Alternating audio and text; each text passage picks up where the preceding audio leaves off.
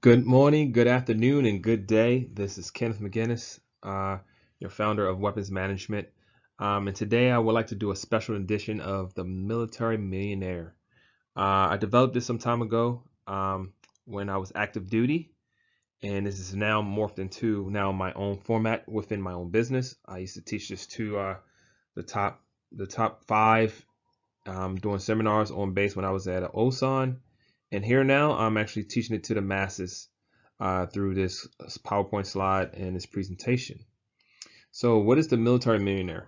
The military millionaire is people that are actually utilizing all the tools and resources that the military provides to you to get themselves ahead and the leverage. And I actually don't, I'm a big believer that I don't teach something I haven't done. I practice what I preach. I lead by example. So everything I'm talking about here is I've done, and that's the format of weapons management in entirety, meaning everything I've taught or put on any presentation I have done. If I have not, please do challenge me and ask me, have I completed or done this, utilized this investment vehicle or this strategy, or have I completed, or have I actually used this budget? So we're going to move forward and I'm going to show you and explain to you some things I've done when I was active duty that allowed me to leverage the resources I had to get me ahead in life. Once again, we got a disclaimer. We will make sure that we will not take any responsibility for any materials you use, and we accept no responsibility or disclaim all liability for any damage and resulting in whole or in part from your actions if you choose to pursue any actions. So, one of the first tools and one vehicles I've used and I utilized when I was active duty was the tuition assistance program. If you're active duty, and this is funny because my first time doing a presentation for some of the military members when I was active duty, I formatted this. Like I said, this was a different type of presentation, but it was kind of hard for me to explain this to people with in a real way. But what I did is I kind of let them know that if you do not utilize this in your active duty in your short period of time, whether 2 years or 4 years of military time, you're stupid. Because here's the reason why. You're receiving 100% tuition and fees. But however, now they do have annual budget lines, so 4,500.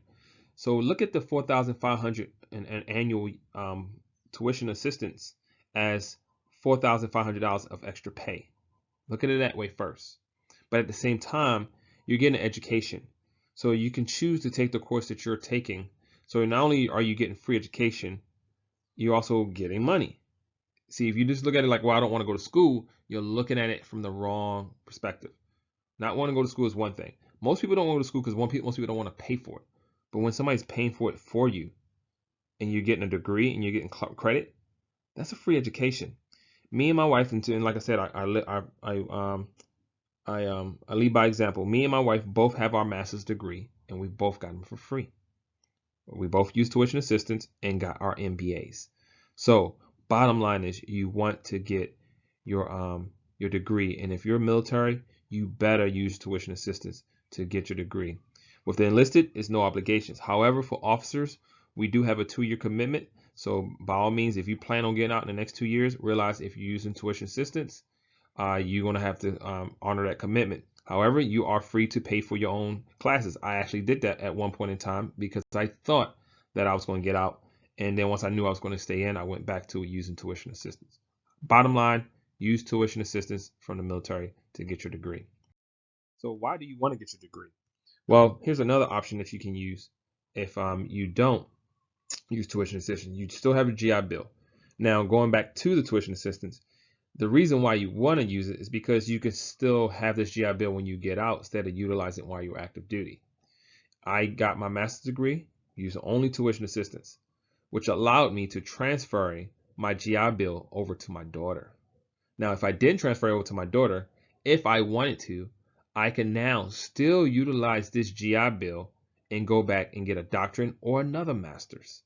So that's why you want to utilize all tools, because tuition assistance is only available to when you're active duty, but when you get out, you can still use GI Bill. But I had access to both. I utilized the tuition assistance, and now I can utilize my GI Bill, which in this case, I transferred to my daughter so my daughter can have college. Here are the rules of how the tuition system works. It does pay for your tuition and fees for in-state students. and you do get MAH rating for E5 with a dependent. So basically, and then by the way, you can get online training for $125. And this does include a stipend for books and supplies up to $1,000 each semester. And as I mentioned before, I transfer my GI Bill over to my daughter. So make sure you understand how those rules work. If you have a GI Bill and you would like to transfer it, you have to be serving at least 6 years. And you cannot be no more than 16 years of active duty, because right now they know that you're going to be separating. So they want to kind of use it as a carrot still. And you have to agree when you transfer it to serve an additional 4 years. Sometimes there are waivers if they're force shaping or something like that. They will allow you to separate even though you transfer your GI Bill. And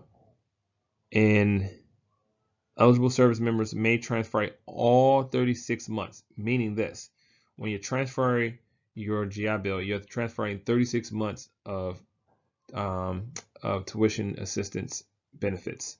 So you can hold on to like 4 months and just give up 32 months. But the thing is, you want to know the time frame of how long is this. So 36 months ultimately is what? 3 years. So you're transferring 3 years of free education to your family members, your spouse or your child. And the reason why you want to do this and utilize the GI Bill and the tuition assistance is because there is value in a degree. Some people say degrees are not valuable. You can be right, because I know a lot of people that develop Fortune 500 companies or multimillionaires that don't even have a degree. However, if you're still trying to find your way, this is the way to go for now until you find your way. And by the way, the reasons why I even developed this own company is because when I got my MBA, I got an MBA in entrepreneurship. So my degree actually helped me format my thought process on how to develop and start a business. But what you're looking at here is, if you have just a high school degree, what is your average annual income with a high school degree versus having a bachelor degree? These are numbers that I researched, and as of now, a person with a high school degree can only make $35,000, and a person with a bachelor degree can at least make $60,000 per year. And your unemployment rate for a person with a bachelor degree is only 2.8%, where a person with just a high school degree is actually 5.4. So you decrease your odds of being unemployed, and you increase your odds of getting a better pay by having a degree. And if you're getting free money from the military or using tuition assistance or a GI Bill, you're, like I said before, I'm sorry to say it like this, you're stupid if you don't use it. So utilize it. And down the bottom here at the bottom of the slide, what I did is I just calculated that for 40 years. And if you can see, you pretty much make make another $1 million more if you have a degree versus you not having a degree. So bottom line is, utilize these benefits, and these benefits can help you out in many ways. The savings deposit plan.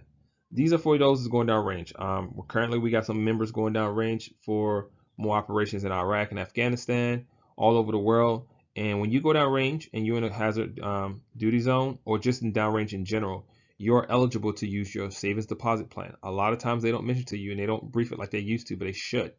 And the thing is, I've utilized this for all 4 of my deployments. And here's why you really need to use this. Bottom line, once you get there a month after you deployed, you can put up to $10,000 of your money into the saving deposit plan. And you are guaranteed 10% of that $10,000, only up to $10,000. But you're guaranteed 10%. You can't get that anywhere else. So it's foolish if you don't do it, because it's guaranteed 10%. Maybe you might have another place up there where you're 20%. Even if it's just your saving. If you're deployed, you should be able to save. So that $10,000 should be nothing. That should just be a part of your savings plan, if you want to think about it like that, or your emergency plan. Because by the time you get out of there, you should be able to pull it out, and you actually have to pull out 3 months after your deployment. But if you're doing well with your budgeting while you're deployed, that $10,000 is ultimately going to make you another $1,000. I don't care. All I can say is that $1,000 versus another, maybe $400, or however much money you can make doing other things. Yeah, you can invest that into real estate. You can invest into many other things. But if you have side cash and up to $10,000, go ahead and just make your 10% and make some money off of it. Now, veteran benefits. I am actually a reservist. However, I do have a rating now because I do have a disability rating. But once you get out, you want to make sure you file your disability. I have a lot of friends that still don't have good ratings or don't have ratings at all. So here's a trick to the madness. You file prior to separating from active duty. Once again, the system they cannot slow you down. If you separate and then you go back and try to file, it's going to be much more complicated, and it's going to take them forever to give you a rating.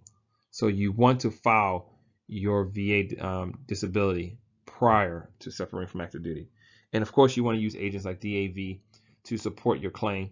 They pretty much serve as a power attorney. So let's say you have a case and they're trying to close it. The stress of dealing with the VA sometimes can be very time consuming, and you want to have somebody that knows the system, knows the administrative portion of it, and can talk on your behalf. And all you can do is say, hey, look, this is what I want to do. They try to close my case 3 times and gave me 0 rating until they finally open it back up and eventually give me my 80%, which I get now.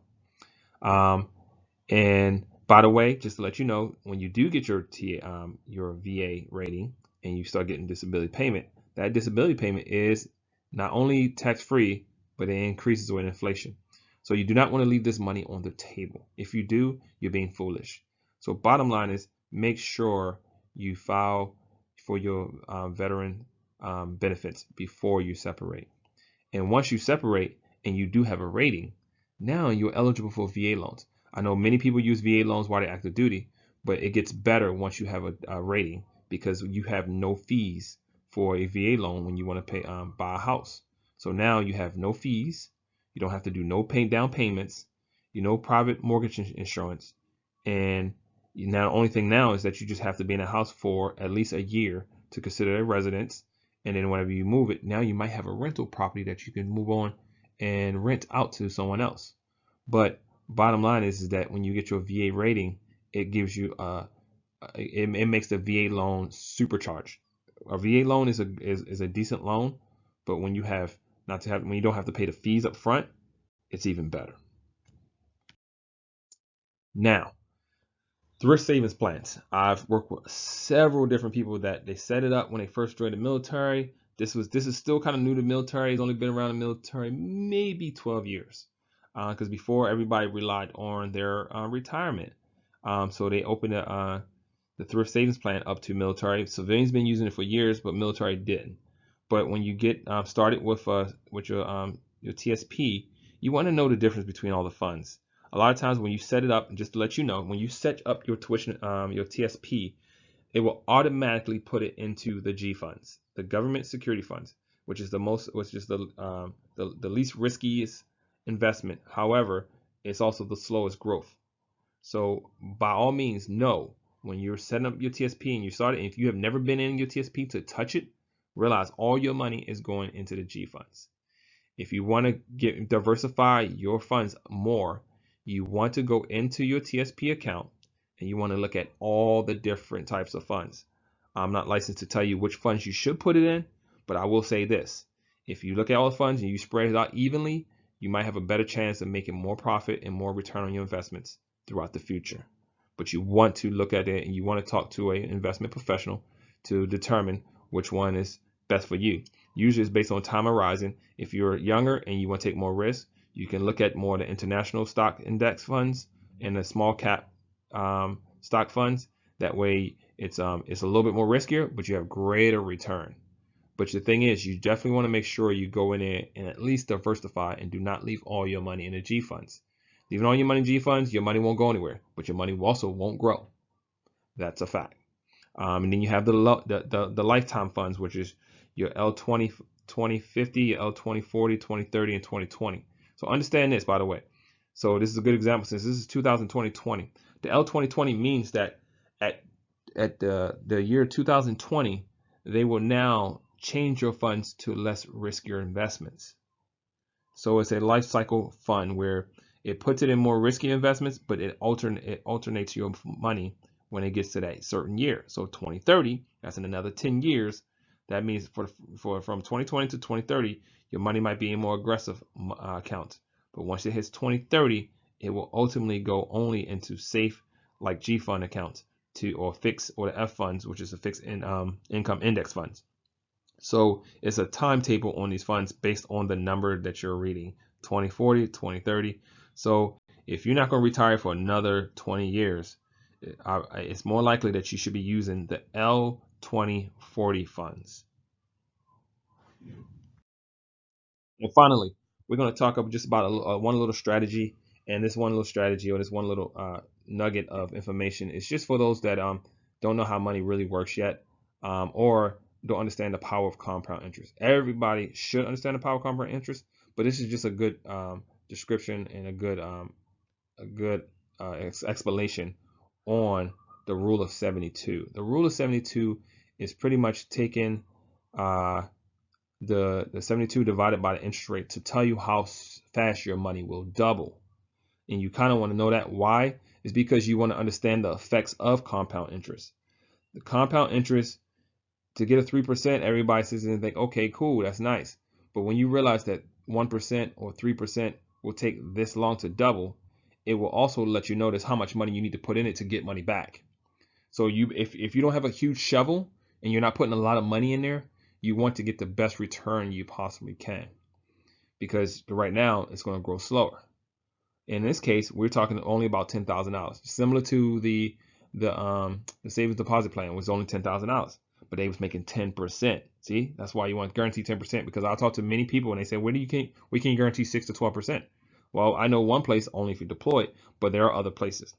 But the reason why you want to know the return on your investment is because it will let you know how fast will your money grow. That's the part you want to do. Not only do you want to be able to put more money away, you want to know how can you accelerate it.